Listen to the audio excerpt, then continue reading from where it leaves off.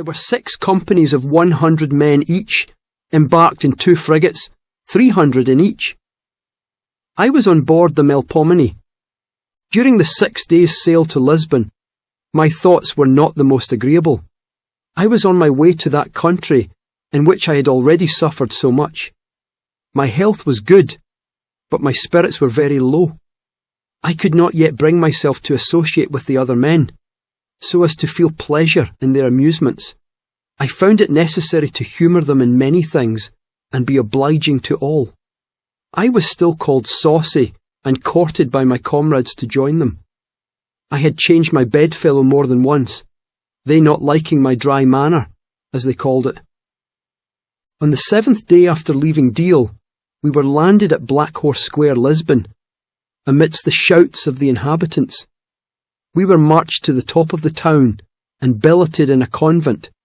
A good many were billeted in the town, the convent being not large enough to contain us. I was billeted upon a cook shop.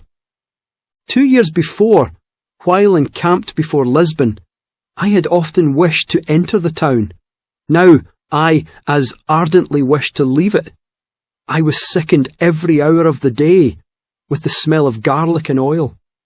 Everything there is fried in oil that will fry. Oil and garlic is their universal relish. Cleanliness they have not the least conception of.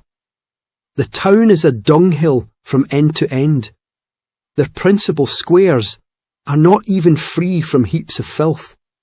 You may make a shift to walk by the side of streets with clean shoes, but cross one, if you dare. I inquired at one of our regiment, who had been left sick, if they had any scavengers. Yes, said he, they have one. He will have a great many under him. None.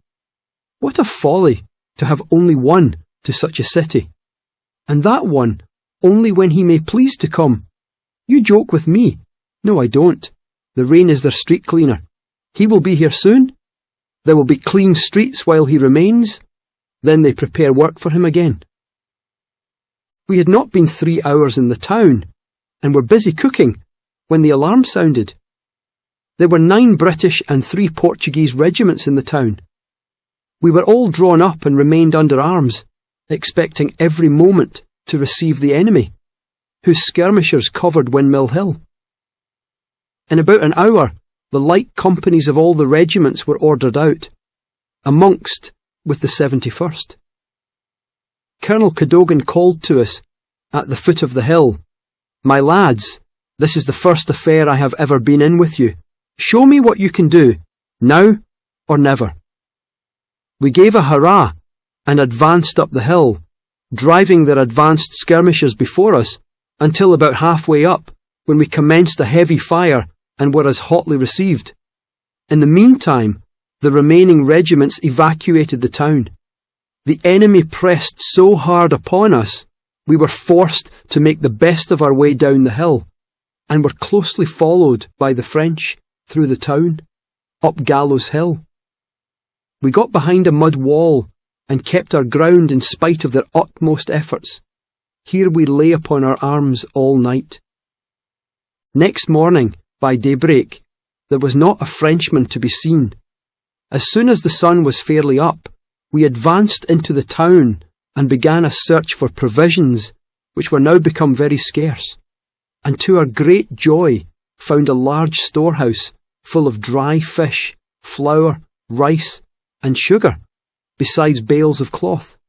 All now became bustle and mirth. Fires were kindled, and every man became a cook. Scones were the order of the day. Neither flour nor sugar were wanting, and the water was plenty.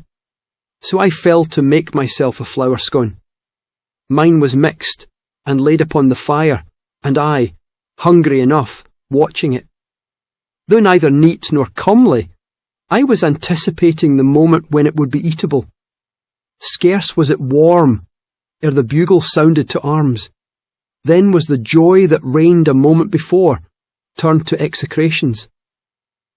I snatched my scone off the fire, raw as it was, put it into my haversack and formed. We remained under arms until dark, and then took up our old quarters upon Gallows Hill, where I ate my raw scone, sweetly seasoned by hunger. In advance to the town, we were much entertained by some of our men who had got over a wall the day before, when the enemy were in the rear, and now were put to their shifts to get over again, and scarce could make it out. Next morning the French advanced to a mud wall, about 40 yards in front of the one we lay behind. It rained heavily this day, and there was very little firing. During the night, we received orders to cover the bugle and tartans of our bonnets with black crape, which had been served out to us during the day, and to put on our great coats. Next morning, the French, seeing us thus, thought we had retired and left Portuguese to guard the heights. With dreadful shouts, they leapt over that wall before which they had stood when guarded by the British. We were scarce able to withstand their fury. To retreat was impossible, all behind being ploughed land, rendered deep by the rain. There was not a moment to hesitate. To it we fell, pell-mell, French and British mixed together. It was a trial of strength in single combat. Every man had his opponent, many had two. I got one up to the wall, on the point of my bayonet. He was unhurt. I would have spared him, but he would not spare himself. He cursed and defied me, nor ceased to attack my life, until he fell, pierced by my bayonet. His breath died away, in a curse and menace. This was the work of a moment. I was compelled to this extremity. I was again attacked, but my antagonist fell, pierced by a random shot. We soon forced them to retire over the wall, cursing their mistake.